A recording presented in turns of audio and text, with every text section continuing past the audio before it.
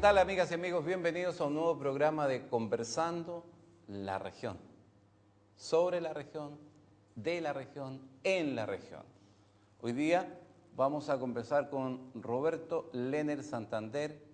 Él es académico de la Universidad de Antofagasta, es director del Instituto de Antropología de la Universidad de Antofagasta, es un investigador también de la parte etnolingüista, a quien le damos la bienvenida. Bienvenido, Roberto, encantado de tenerte en esta conversación.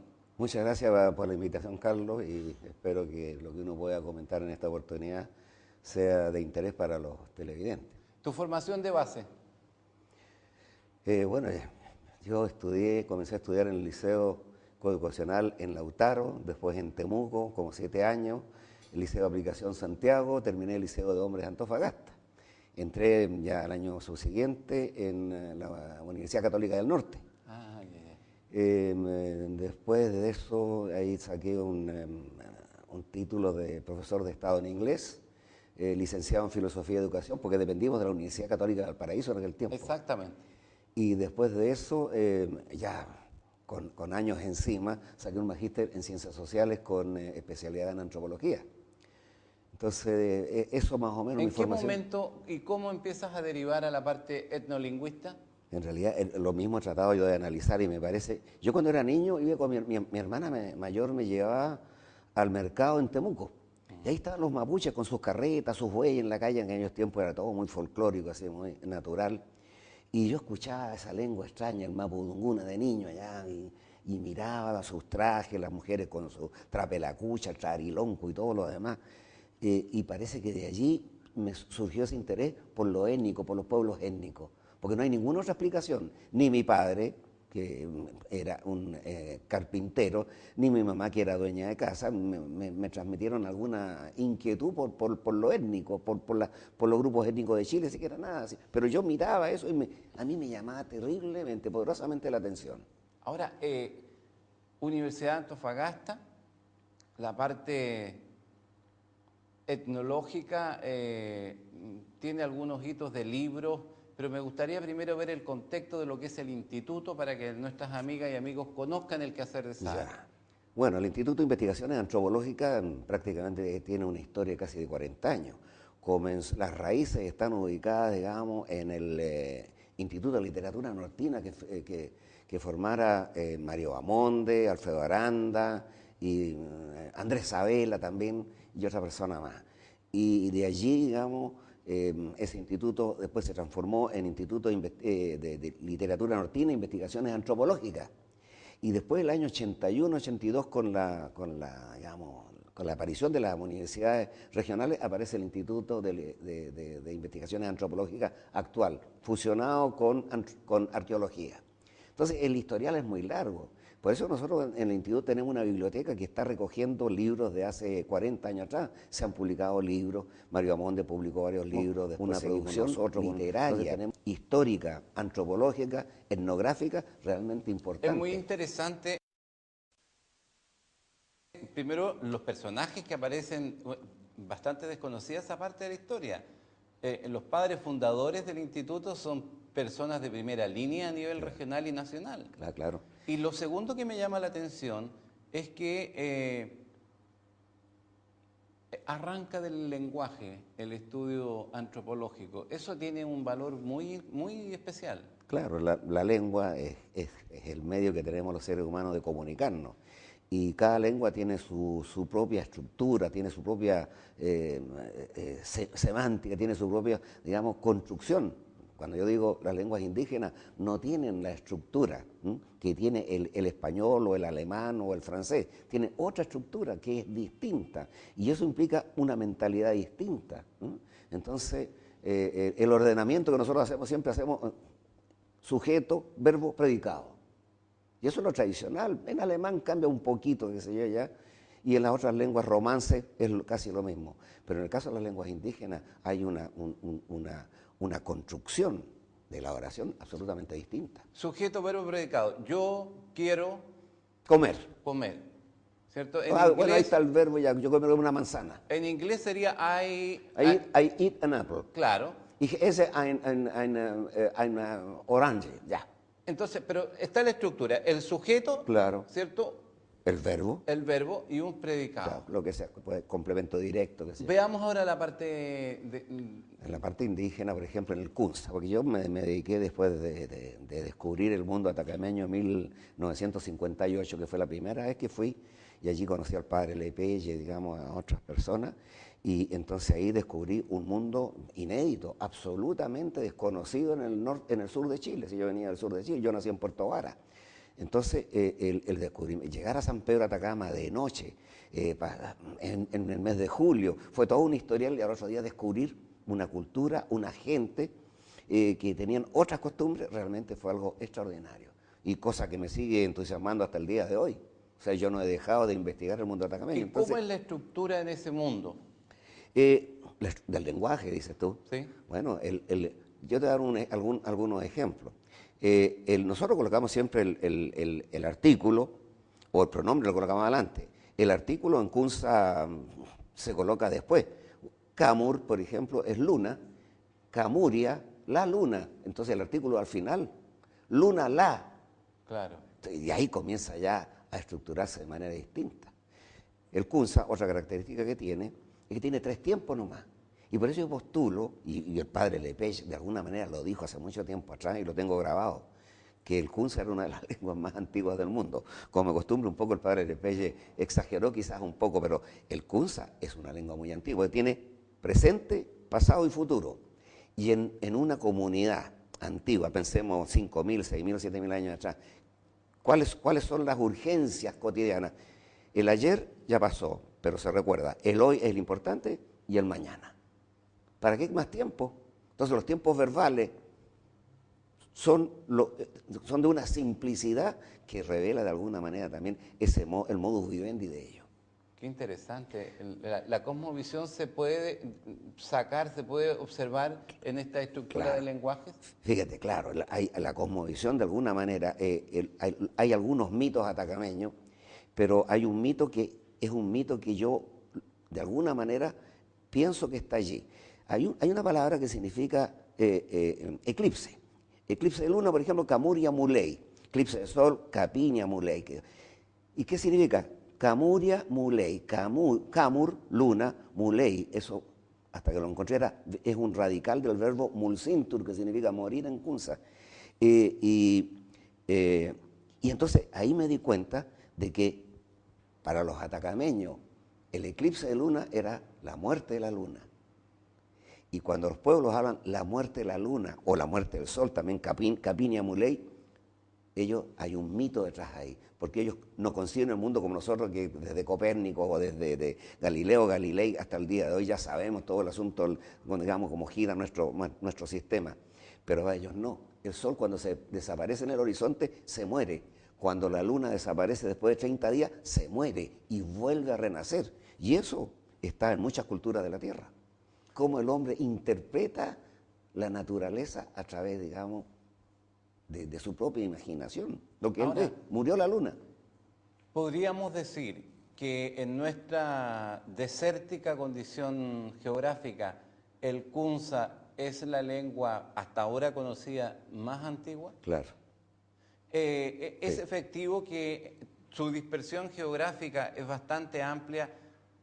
Lo que yo he leído, y quisiera saber si eso tú lo compartes, es que la toponimia prácticamente de todo el entorno a un centro que es el Salar de Atacama es de origen Kunza. Claro. Yo por lo menos... Cerros, montañas, etcétera. Exacto. Hasta el momento yo no he encontrado ninguna otra lengua. Posiblemente hay algunos rastros por ahí que yo no los he detectado, pero para mí la lengua más antigua del sector atacameño es la lengua Kunza. Y ya el quechua llegó con posterioridad, 1400, que sea unos 70 años antes de que llegaran los españoles, 1450 a lo mejor. Pero el Kunza ciertamente. Y uno revisa la toponimia de la provincia del Loa. Son 50.000 kilómetros cuadrados la provincia del Loa. Y gran parte de ella está, digamos, ya nominada con nombres atacameños. Y es así porque los atacameños, cuando llegaron acá, los primeros cazadores, fueron estableciendo puntos de referencia, donde está el agua. Por ejemplo, ese es un tema muy interesantísimo, la cantidad de hidrotopónimos que hay, así se llaman, hidrotopónimos, o sea, topónimos vinculados con agua. Puede ser un riachuelo, una vertiente, puede ser un pozo, entonces todas las fuentes de agua tienen su nombre en lengua kunza. ¿Y por qué? Porque el agua marca la diferencia entre la vida y la muerte en el sector atacameño. Ahora, en este mundo desértico andino, costero, desértico y andino, porque había también una continuidad, uno ve que aparte del lenguaje oral, hay un lenguaje telúrico que está en la piedra, que está en los muros, que está en la tierra, los geoglifos, los petroglifos, los pictoglifos. Me imagino yo que hay alguna relación entre lo lingüístico y esta expresión también simbólica. Claro, el tema está en que el rescate que se hizo de la lengua kunza, desde 1854 en adelante, vino Rodolfo Amando Filippi, un gran botánico e investigador alemán, y él fue el primero que recolectó. Ellos, Filippi, después Fonchudi, también otro suizo-alemán, después, digamos, Moore, que era un comerciante inglés que al pasar por San Pedro de Atacama recopiló palabras, y finalmente el diccionario, no finalmente, sino también el diccionario, el glosario de lengua atacameña de Emilio Weisse y otros. Bueno, ellos recopilaron un total, sumando todo, de todos estos investigadores de 1854 hasta el presente, se suma más o menos un poco más de 1 millar de palabras. Y una lengua es re difícil estudiar cuando está constituida por puro léxico, porque yo me puedo saber 1000 palabras en chino y yo no hablo chino. Yo tengo que saber cómo unir las palabras, cómo ligarlas, cómo darle sentido, claro, cómo voy a de repente conjugar los verbos y todo. Entonces, lo que tenemos, que afortunadamente Francisco San Román, que también estuvo en el interior andino, un distinguido ingeniero chileno, recorrió toda la cordillera y también recogió léxico. Y él recogió un léxico que había recogido el padre Maglio, un italiano. Y él hizo un estudio ya elemental de la gramática kunza. Y eso nos ayudó un poco a entender un poco. Entonces, lo que yo he trabajado ha sido prácticamente, en estos momentos llegamos ya a 4 libros producidos para el conocimiento de la lengua kunza en las escuelas del sector atacameño. Ahora, 4 libros. Entonces, y el último libro lo vamos a tirar ya antes de fin de año. Para poder poner en contexto esto, ¿de qué familia, con qué se asocia la lengua kunza? Porque me imagino yo que esto no es una cosa así que las lenguas se tiran, hay una continuidad, tiene que haber una cierta lógica en sí, en las lenguas indígenas, por ejemplo, en Brasil, hay familias donde hay 3, 4, 5, 10 lenguas que han evolucionado en forma paralela y se han distanciado de alguna manera, pero que tienen sus raíces comunes. Lo mismo pasa con las lenguas europeas que descienden, digamos, del indoeuropeo que se hablaba en la India hace 5000 años atrás. Pero el caso del kunza, yo me he pasado media vida tratando de averiguar y no hay ninguna, y esta es una afirmación, no es dogmática, pero una afirmación con carácter científico, no hay ninguna lengua con la cual el kunza tenga algún grado de filiación, de parentesco, nada. ¿Hay algún lugar donde se esté, por ejemplo, a mí me sorprendió mucho, hace poco hablaba con el embajador, con la gente de la embajada de China, y ellos me dijeron algo que me pareció provocativo, me dijeron, usted quiere saber raíces, usted quiere saber de dónde viene la lengua mapuche, araucana, sí, tiene que tomar contacto con las universidades chinas. ¿Y por qué? Le pregunto, porque ahí se está estudiando en profundidad. Hay centros dedicados al estudio. La pregunta es, el kunza, ¿dónde hay otros espacios que estén? ¿Con quiénes dialogas tú? ¿Con quiénes puedes conversar? Ese es el otro drama. El otro drama que yo soy un huérfano desde ese punto de vista. No tengo la contraparte con la cual, de otro investigador que estuviera estudiando lengua kunza, no existe la contraparte. Simplemente existe lo que yo he estado haciendo. Y eso no implica que otro investigador diga, no, yo no me voy a meter en este campo porque ahí está Roberto Lerner. No, simplemente la investigación está abierta a todo el mundo. Nadie se apodera, digamos, de un tema o de algún área que diga, no, aquí mando yo. Ese es el gran problema, yo no tengo una contraparte. El área de influencia del kunza, estaba en torno al Salar de Atacama, pero ¿tenía otros alcances? Sí, sí, claro. Por ejemplo, si uno estudia la toponimia del noroeste argentino, del suroeste boliviano, encuentra topónimos, y de hecho los he encontrado, hay topónimos en esos sectores andinos, que en este momento la mayor parte de la toponimia kunza se encuentra en el lado chileno, pero la lengua kunza influyó ciertamente, estuvo en el otro lado, porque en ese tiempo no existía ni Argentina, ni Bolivia, ni Perú, ni Chile, ni nada, simplemente existía el mundo andino, y el pueblo atacameño era un pueblo muy dinámico, fueron los mejores comerciantes y los mejores viajeros que hubo, digamos, antes y hasta después de la llegada de los españoles. Entonces el kunza, de alguna manera, se extendió de alguna manera. En la quebrada de Humahuaca, a mí me mandó un colega argentino, me mandó como 100 o 150 topónimos y me dijo si yo podía identificar aquellos topónimos y aquellos patrónimos, nombres de personas, que eran de origen kunza. Yo lo hice y se lo devolví. ¿Y por qué? Porque durante la colonia inclusive grupos de atacameños se iban de acá del sector atacameño y se iban hasta el Tucumán argentino. A comerciar. No, y se quedaban de repente allá. Si la recolecta de los impuestos durante la colonia era es un caso que a mí me hace sonreír, porque de repente había ¿cómo se llamaba? Había un indígena nominado por el gobierno español, por la administración española, que tenía que irle a cobrar los impuestos a los atacameños que se habían ido al Tucumán, que se habían ido a Salta, que se habían ido a Jujuy, a otras partes, y que ellos debían su tasa, la tasa, así se llamaba lo que tenían que pagar ellos anualmente al gobierno español, la tasa correspondía acá al mundo atacameño. Ahora, esta concepción de la gente kunza, ¿qué hemos podido identificar? Hemos hablado de su lengua, pero, por ejemplo, de su cosmovisión. Algo hemos tocado de la cosmovisión con esto del eclipse, entonces la muerte, Sí, la vida, claro. el nacimiento. Pero, por ejemplo, ¿cómo veían su relación con la naturaleza? ¿Cómo veían sus vínculos con los pares? ¿Tenían enemigos cercanos? ¿Qué se percibe del... Cuando uno tiene que estudiar una cultura que es una cultura ágrafa, es decir, que no tiene escritura, de repente como que se queda un poco en silencio frente a una pregunta como la tuya. Pero en el fondo uno se pregunta, bueno, ¿cómo son los atacameños de hoy día? Que yo los conozco de 1958 hasta la fecha. Son gente que vive en contacto con la naturaleza, vive al ritmo de la naturaleza. Ahora, lamentablemente, ha entrado, digamos, la cosa urbana, en San Pedro de Atacama especialmente. Entonces, y yo veo que hay una armonía del hombre con la naturaleza. Los atacameños no buscan hacerse ricos, bueno, sino simplemente ellos trabajaban la tierra, alimentaban, digamos, a su familia, había siempre un excedente para hacer un intercambio, un trueque. No había plata. Una economía ambiental, una economía ecológica.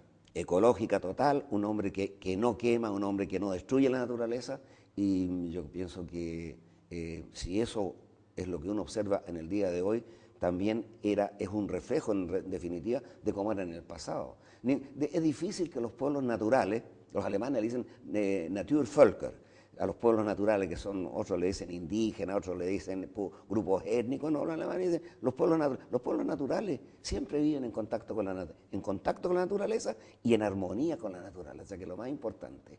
Ellos no destruyen bosques, no ensucian los ríos, es decir, ellos pescan, cazan lo que es suficiente para las necesidades y no matar.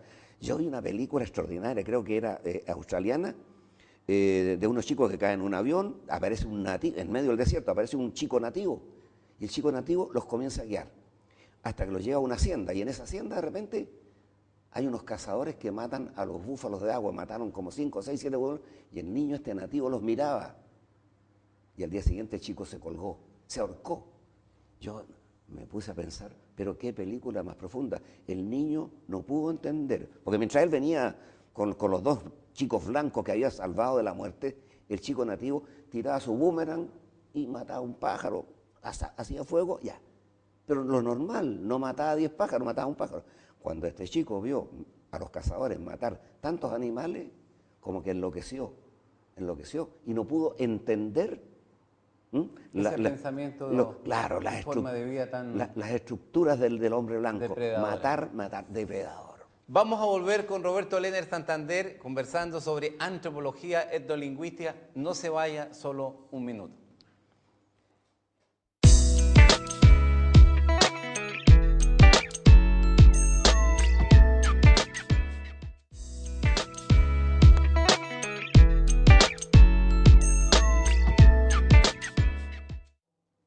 Gracias por esperarnos, ya estamos de vuelta, estamos con Roberto Lener Santander, él es un académico de larga data en la Universidad de Antofagasta, es el director del Instituto de Antropología, es magíster y hemos venido conversando sobre, primero, la parte etnográfica, un poco la parte lingüística y ahora en este segundo bloque quisiera yo aterrizar en el tema de la identidad.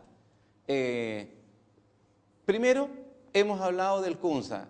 El Kunza en el contexto de las otras lenguas, quechua y aymara, por ejemplo. Entiendo que había una tercera que me gustaría que tú le enseñaras a nuestras amigas y amigos. Sí, en estas investigaciones, digamos, del Kunza, fundamentalmente, que también he investigado un poco la presencia del quechua en la segunda región.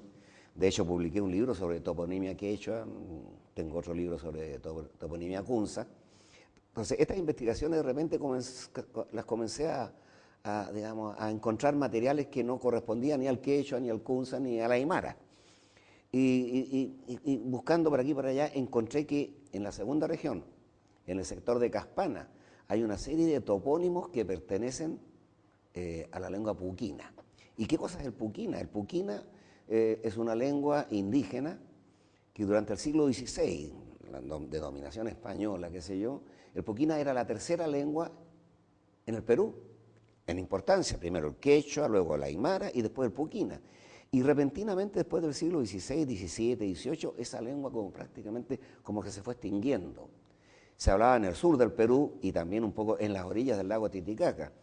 Y por eso yo postulo que posiblemente esa lengua haya sido la lengua que se habló en Tiahuanaco.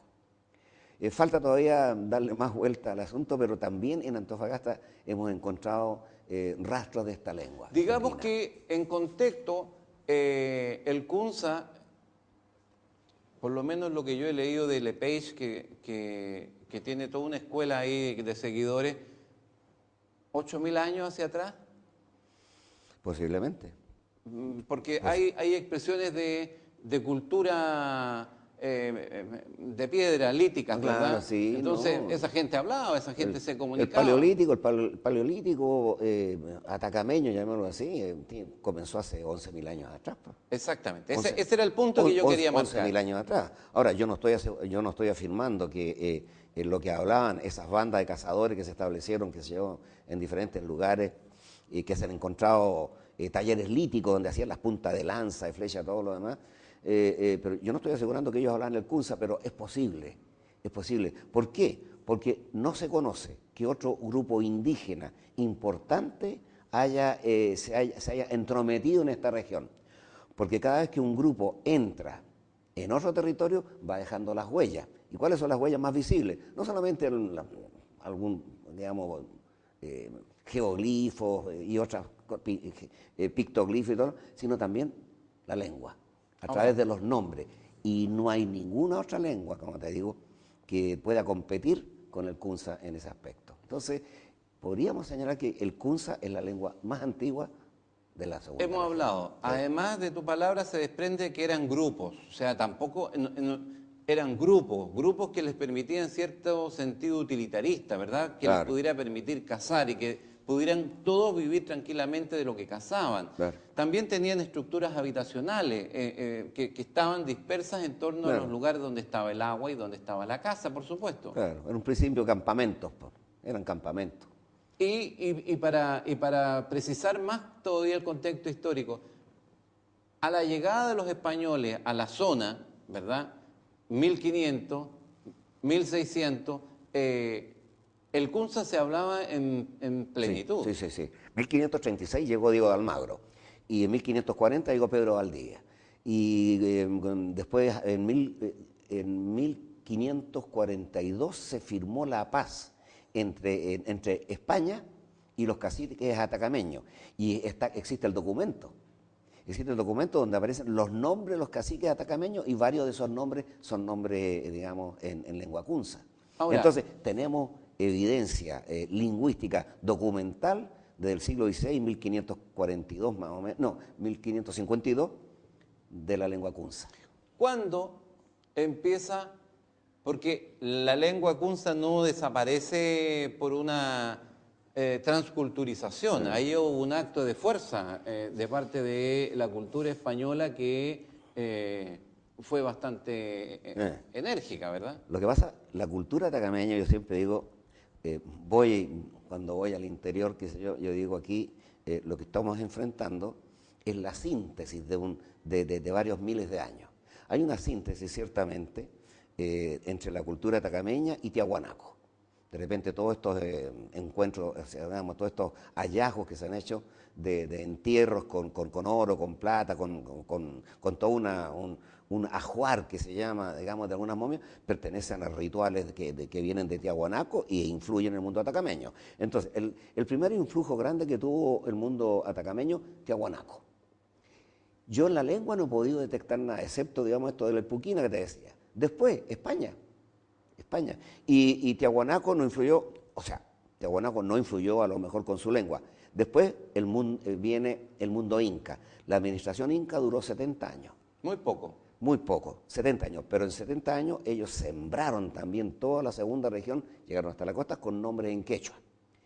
Y paralelamente, mientras estaban los incas, los atacameños seguían hablando el kunza. En tercer lugar, España. Llega la administración española, entonces tenemos el kunza de los atacameños, el quechua del imperio inca, el español de la administración española y después, digamos, la república. Ahora, hay 4 momentos y los atacameños de hoy día son el resultado de esos 4 momentos. Las crónicas de Vivar dan cuenta de que la relación primaria con los españoles del pueblo kunza no fue nada de dadivosa, ¿no? Claro, no, sí hubo bastante enfrentamiento. En el Pucará de Quito, ahí hay un bosque que todavía se llama el Bosque de las Cabezas.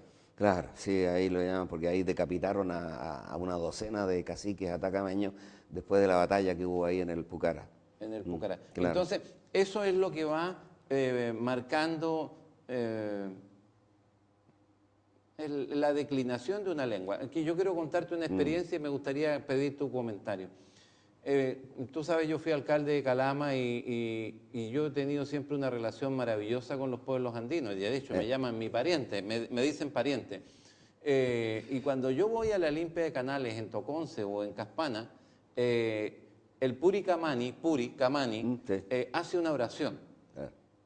Poca gente puede acceder a esa ceremonia, que es cuando ya termina la limpia de canales y sueltan el agua y empieza el nuevo ciclo, la nueva vida, el nuevo año. Claro.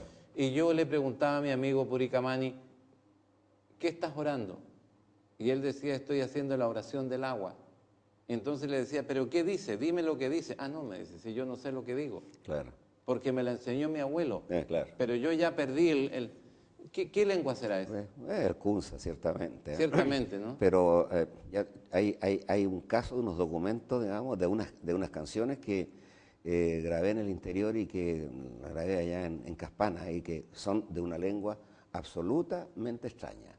Nada que posiblemente sea una canción en puquina, pero yo mandé ese documento a Bolivia, qué sé yo. Ahí está un caballero, como se llama, es bastante conocido en el mundo lingüístico, se me olvidó en este momento. ¿Cómo se llama? Y no me contestó. Pero bueno, eso es lo más insólito. Ahora, lo que se canta en la limpia canal es el talatur. El talatur yo lo entiendo más o menos. Talatur, que ellos no lo entienden. El talatur ellos no lo entienden. Cantan el talatur, Claro. que es impresionante escucharlo la vez primera que lo escuché. Oye, se me erizaban el cabello cuando tenía cabello en aquellos tiempos. Entonces... esa es otra pregunta que me gustaría hacerte. Me llama la atención la cadencia en el que ellos expresan. Tú hablaste recién de lo que yo interpreto como una cierta letanía, ¿verdad? Sí, muy, muy repetitivo, así, es monótono si tú quieres, pero en el fondo va expresando un sentir de la gente en una situación, porque la limpia de canales, ciertamente, en los tiempos clásicos, no era la limpia de canales que es hoy día, que donde ya llegan, la filman, que esto, que lo otro, hay toda una intromisión externa y ellos como que se sienten un poco obligados a actuar. La limpia canales es un ritual absolutamente sagrado, importante. Pero si ¿qué es lo más importante para los atacameños? El agua, ciertamente. Puri es agua, qué sé yo. Entonces, Zaire, que también en el Talátur sale la palabra Zaire, Zairina, significa lluvia. Entonces, esa es la ceremonia más importante para ellos, tener el agua. ¿Por qué? Yo te dije hace un momento atrás, el agua marca la diferencia, la vida y la muerte, para los humanos, para los animales, para las plantas, para las cosechas. Entonces, es el gran ceremonial de los, es como decir, no sé, a los cristianos el gran ceremonial, por un lado, es la Pascua de Resurrección, que yo... San Pedro y San Pablo, es lo mismo. Claro, pero es lo mismo, porque ahí yo también siento, una vez yo conversé con el Puricamani también y le dije, ¿qué estamos celebrando? Entonces él me decía San Pedro y San Pablo. Una conversación un poquitito más, sí. ya con un traguito encima. ¿Qué estamos celebrando? San Pedro y San Pablo. Dime la verdad, le digo yo. Entonces él me dice, estamos celebrando que el sol vuelve a nosotros, regresa. Claro. Eso es lo que estamos... Claro. Pero ese es el conocimiento ancestral, ¿verdad? Claro, que está traslapado porque San Pedro y San Pablo coincide con las épocas solsticiales. Lo que de alguna manera también sucede en algunas religiones, que se celebra una cosa, pero en el fondo hay otra verdad. Otro simbolismo. Claro. Digamos, lo que hay de repente en la misma fiesta de San Pedro y San Pablo, en Canadá, sale el bailarín este que va adelante, y el bailarín es el achachi. Y el achachi no tiene nada que ver con el cristianismo. El achachi es parte de la cultura atacameña, es un diablo, es un demonio, es un tipo que los niños, digamos, le tienen miedo a todo lo demás, pero él participa de ahí. Entonces, eso es, digamos, la mezcla maravillosa que se va dando en nuestra América en general entre el cristianismo y las religiones, digamos, regionales. ¿Qué indígenas. piensa el director del Instituto de Antropología cuando algunos de nuestros geoglifos son visitados por imbéciles que le pasan con jeep por encima? O esos que le ponen, aquí estuvo Juan, donde hay un petroglifo que tiene 3.000 años. Claro. Es la barbarie, pues, que de repente es lamentable. Eso no lo hace una persona adulta, en primer lugar. Eso no lo hace una persona que tenga alguna cultura, por otra parte. Pero generalmente los jóvenes están muy mal orientados hoy día. Lo que le pasó a estos jóvenes en el Perú, pues, los pescaron allá.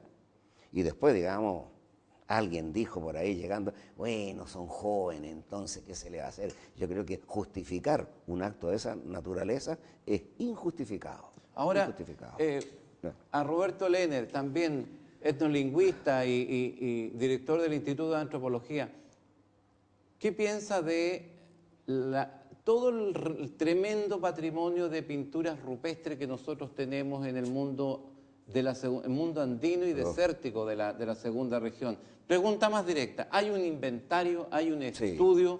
Sí. ¿Dónde está? Claro. Bueno, nosotros tenemos un librito modesto que publicamos con el doctor Alejandro Augusto hace algunos años atrás. Me da la impresión que no te lo he regalado, lo tenemos por ahí. Entonces quedo en deuda en realidad con una serie de libros. Y hicimos, pero los vamos a mostrar. Sí, todos estos libros que estamos mencionando van a estar en este mismo programa. Ah, estupendo. Entonces, digamos, el tema es que aquí tenemos una riqueza extraordinaria. Yo he leído algunos artículos de repente sobre algunos rastros, digamos, de pintura rupestre o grabados rupestres de Italia o de Alemania, que son pero apenas una cosa mínima, y hacen todo un tratado para mostrarlo. Y en Chile tenemos acá una riqueza que no nos damos cuenta lo que tenemos. Tenemos cosas, pero los geoglifos de Chuk, extraordinario. La pregunta... Extraordinario. Entonces, tenemos llena la región de manifestaciones culturales hechas en la piedra y en la tierra. La pregunta concreta es, ¿hay conciencia desde el punto de vista de la visión del arqueólogo, del antropólogo, del cientista social que trabaja en torno a este instituto? ¿Hay conciencia de la cultura desértica, en tu opinión? ¿Hay una identidad clara? Llegan, por ejemplo, a la universidad personas que digan, encontré estos cacharros, o al revés, se llevan los cacharros. Claro. No, yo creo que no hay conciencia. Y eso, yo creo que los adultos de hoy día que no tienen conciencia no tienen la culpa que cuando niños no les enseñaron nada. A mí me gustaría hacer una reflexión. Yo creo que los contenidos culturales de la segunda región, y no solamente aquellos que pertenecen al mundo de la arqueología, la antropología, que son cosas muy interesantes, pero también incluyamos la pampa salitrera, la cultura de los changos en la costa, que es otra cultura pero extraordinaria. Yo creo que todo eso constituye parte de la herencia de nuestro norte. Yo no sé, y no quiero hacer una afirmación gratuita, pero si alguien me va a escuchar, que realmente diga, yo no sé si eso se enseña en la enseñanza básica, media, si en algún momento hay alguna unidad que recoja los valores de nuestra tierra. Y digo nuestra tierra, yo no nací acá, pero ya la llevo tan adentro que es mi tierra, y yo peleo por ella. Entonces digo, aquí nos estamos farreando, tenemos un patrimonio extraordinario. Entonces, si los niños no conocen ese patrimonio, ¿cómo lo van a valorar? Roberto, nos queda poco tiempo, de tal manera que no quisiera dejar de darle una pasada a la cultura costina, costera, changa, como Chango. camanchacos también le mencionan, ¿no? También. Haznos una reflexión de lo que tú quisieras aportar sobre ese Claro. punto. O sea, el interés es bastante cercano porque nosotros en el instituto tenemos una bodega, voy a decir que es una palabra no científica, no es un depósito, es una bodega en este momento con aproximadamente unos 25.000 o 30.000 objetos de los changos, la cultura chango. La cultura chango también lleva aquí en la costa 11.000 años. Está probada por radiocarbono, por termoluminiscencia, por todos los métodos científicos. Y lleva 11.000 años en la costa. Entonces, también ellos tienen algo que decir. Las voces del pasado nos llegan a nosotros. ¿Y nos llegan a nosotros cómo? A través del mundo material. Sí, es una maravilla ver de repente, yo me asomo, yo no soy arqueólogo, pero me asomo y veo las cajas en las cuales están trabajando los colegas y hay cosas increíbles, increíbles, pero realmente. Entonces, la oferta del rector de hacer un museo para meter las 25.000 o 30.000 piezas, en este momento tiene mayor sentido. Yo le dije al rector, si usted va a pasar a la historia, rector, va a ser porque va a ser el que construyó el museo arqueológico, etnográfico de la Universidad de Antofagasta. Ese museo se quiere construir frente al estadio, en el edificio de Angamos. Exacto, Es exacto. una maravillosa idea. Uf. Y en esto aprovechemos también de incentivar a los que toman decisiones. Hemos hecho una reflexión respecto de los programas educativos. La Secretaría Regional Ministerial de Educación tiene que tomar esa invitación y reflexionar. El director provincial de Educación seguramente lo van a recibir con gran entusiasmo. Pero, por ejemplo, la Intendencia Regional, el gobierno regional, los consejeros regionales, ¿qué llamado le harías tú en relación a financiar proyectos de investigación, proyectos que permitan construir el acervo cultural de un pueblo? Nosotros somos pueblo nortino sin cultura nortina, somos pueblo desértico sin cultura de desierto, somos cultura camanchaca sin cultura de ese aprovechamiento. Totalmente de acuerdo. Yo pienso que no hemos sido capaces, digamos, de pelear por la cultura de este terruño. Yo el llamado que haría sería justamente que los proyectos productivos son re importantes para un país. Yo sé que nosotros estamos viviendo en Chile porque hay cobre, porque hay salmones, porque hay no sé qué otras cosas de exportación, madera y celulosa y todo lo demás, pero la cultura. Como decía Felipe Herrera hace 30, 40 años atrás, un gran digamos, político chileno, el desarrollo económico, si no va acompañado del desarrollo cultural, es acéfalo, va ciego, se va a caer en cualquier momento, no va para ninguna parte. Es vacío. Entonces, es vacío, absoluto. Entonces, yo siempre, digamos, pienso, me acuerdo lo que le leí una vez a Felipe Herrera, el desarrollo cultural tiene que ir aparejado con el desarrollo de las cosas materiales. Que ahora tenemos esto, lo otro, bueno, ¿y la cultura? ¿Qué lugar tiene la cultura en nuestra región? Pero cultura con letra mayúscula, no la cultura que aparece, digamos, en algunos casos, en algunos programas por ahí que llega a dar pena. Roberto, un llamado que yo le haría también al Consejo Superior de la Universidad y a su propio rector, mi buen amigo, el rector Loyola. En Santiago se hacen tantas escuelas de verano donde se enfatiza esto. Yo me pregunto si no será tiempo de que el único espacio universitario de la segunda región, donde está las ciencias sociales, gracias a Dios, viva todavía, cosa que yo valoro siempre de la Universidad Antofagasta. Y me genera admiración el que todavía tenga, porque la Universidad del Norte eliminó todo, una tremenda tradición. Bueno, sí. tiene algo en el San Pedro de Atacama, en su museo, Claro. pero aquí tenemos un tremendo patrimonio en nuestra ciudad. Yo anhelo tener esos espacios Claro. y junto con eso anhelo ver, por ejemplo, a las empresas mineras ayudando a tener escuelas de verano que sean un poco subsidiadas, porque sí. tampoco la gente tiene tanto dinero para poder pagar. Pero si se tuviera que pagar un porcentaje, yo creo que sería una gran cosa. Sí, es una gran idea recuperar aquello que tuvimos alguna vez como Universidad de Chile, como te comentaba, y ahora Universidad de Antofagasta. Una escuela de verano se hace prácticamente con los mismos recursos humanos, con el mismo conocimiento que tiene la propia institución.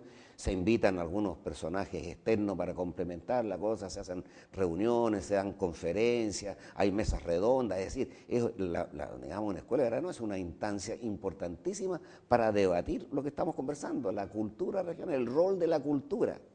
Hagamos en la parte final de nuestra conversación, hagamos un recorrido, tal. Gran Museo Capdeville, Yo lo conozco. una maravilla, una revista Taltalia que es una joya y que yo creo que necesita y merece apoyo. Están estudiando el sitio Los Bronces, ¿verdad? Sí. ¿Hay algo más que tú? Bueno, ahí está Agustín Llagostera está con nosotros, que es arqueólogo. Yo, acuérdate que yo no soy arqueólogo, pero estoy un poco al tanto de lo que está haciendo, ¿no? Hay bastante actividad. De hecho, el instituto, o sea, el Instituto de Investigación Antropológica, tenemos convenios con Taltal, con el Museo Taltal, Museo Tocopilla, Museo María Elena, Museo Mejillones y con el Museo de la Biodiversidad acá que está en la portada. Estamos vinculados con todos ellos y le estamos dando asesoría, nos piden una cosa, nos piden otra cosa, estamos trabajando con ellos. Me parece Muy maravilloso. activamente. Me parece maravilloso. Hay todo un espacio maravilloso también en Taltal, de ese espacio de pinturas rupestres que tampoco está tan estudiado ni hay tanta información como es el Médano, que debe ser un sitio de un potencial tremendo, debe ser una cosa increíble. Sí. Hace 3 años atrás estuve en el Médano. ¿Qué impresión te causó? Oye, es impresionante, digamos, en primer lugar, la dificultad para llegar ahí, porque nosotros subimos por la parte de atrás, nos fuimos a la montaña, bajamos, y no como al parecer lo hacían esta gente, digamos, los changos, que trepaban de frente por el de mar a cerro. Claro, de mar a cerro. Y realmente es impresionante. Mi hijo tomó toda una serie de fotografías ahí, pero nos quedamos, como se dice en buen chileno, boquiabiertos realmente. ¿Y por qué Un quiero lugar hacer esta...? sagrado, difícil de acceso. En mi opinión, ese era un lugar de iniciación, Sí. iniciático. Totalmente. Nacía el hombre. Totalmente. ¿Y por qué menciono esto? Porque, por ejemplo, yo he estado en Toconce mirando un tremendo espacio de cultivo que tenía una fortificación a la entrada, 7 kilómetros, Patillón se llama, y después arriba otra fortificación. Y en un momento la empresa que tenía que pasar el acueducto simplemente le metió tractor y echó abajo una cultura milenaria. Entonces, no falta mucha cultura, desgraciadamente. Somos nortinos, somos hombres del desierto, mujeres del desierto, somos una cultura desértica, andina, pero no tenemos toda la identidad que quisiéramos. Y hay que aprovechar de construirla porque tenemos tanto patrimonio todavía por poner en valor, ¿no? Claro, lo que hay que hacer ahí es simplemente lo que hacen el gobierno norteamericano o los gobiernos estatales de Estados Unidos, en que cuando hay un trabajo de minería en algún sector, cualquier que sea el mineral, y hay restos, digamos, de culturas anteriores, inmediatamente la empresa que está trabajando ahí tiene que contratar 1 o 2 arqueólogos, y si hay gente viva que vive ahí, antropólogos. Obligación, la ley inmediatamente. Una comunidad vive acá y además tienen restos arqueológicos, un arqueólogo y un antropólogo. Si colegios quieren ir al instituto, si alguien quiere acceder a los libros, ¿dónde, cómo y con quién? Ir al instituto nomás, allá yo los atiendo, digamos, y les haré algún cariño, digamos, para que se lleven un libro que sea de recuerdo. Universidad Antofagasta, entrada principal, Instituto de Antropología. Sí, nos conocen ahí bastante bien, Instituto de Investigación Antropológica. Roberto, ha sido un gusto compartir esta conversación contigo. A su orden, senador. como siempre. Un placer. Con ustedes, amigas y amigos, nos encontramos sobre cultura, sobre nuestra región, conversando la región. Hasta pronto.